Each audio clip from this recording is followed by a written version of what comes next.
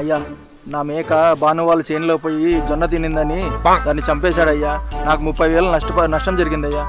అరే రే రే రే, పెద్ద సమస్య వచ్చి పడిందే. ఇప్పుడు ఏం చేద్దాం? ఏ మల్లయ్య, ఆ భాను పిలుచుకురా పో.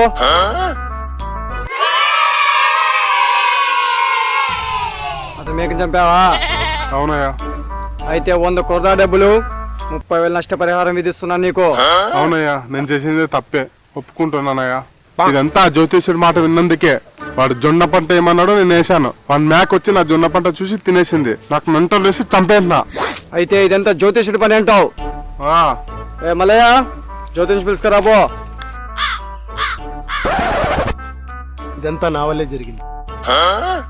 5 ఏళ్ల కింద మా చెంచలాయి చెప్పబట్టి నేను ఈ ఊరికి వచ్చాను. వాళ్ళకు ఏ పంట వేయాలో చెప్పాను. ఇదంతా నా వల్లే జరిగింది. ఆ చెంచలాయ చెప్పకపోతే నేను ఈ ఊరికి వచ్చేవాడిని కాదు, ఈ నష్టం జరిగేది కాదు.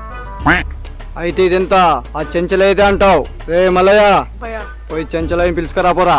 అయ్యా వద్దయ్యా. నా మాటకి ఎదురు చెప్తావేంద్రా? పోయి పిలుచుకురా పో. వద్దయ్యా, ఆయన తెలుసా అయ్యా? ఆయనతోనేమన్నా సీఎమ్మా పిఎమ్మా? మీ నాన్నగారు అయ్యా ఆయన. అవును కదా, మర్చిపోయాను. సరే, చట్టం ముందు అందరూ ఒకటే. చట్టానికి ఎవరు చుట్టం కాదు. పోయి పిలుచుకురా పో. ఆయన రాడయ్యా. ఎందుకు రాడరా? పోయి కాళ్ళు చేతులు పట్టుకొని రాపో. అయినా రాలేడయ్యా. ఏ రోగమా అతనికి ఏమన్నా? ఆయన చచ్చి 2 ఏళ్ళు అయిందయ్యా. 2 ఏళ్ళు అయింది కదా? అవునరా, మర్చిపోయినాను. సరే అప్పా, మా నాన్న చనిపోయినాడు కాబట్టి మీకు తీర్పు ఇవ్వడం జరగదు. మీరు పోయిరండి. ఇదంతా వింటుంటే నాకు ఒకటి అర్థమైంది. ఆ చెంచలయ్య మీ నాన్నని, ఆ 100 కొరడా డబ్బలు 30,000 రూపాయలు నీకే వర్దిస్తాయి. సంబంధం లేదు.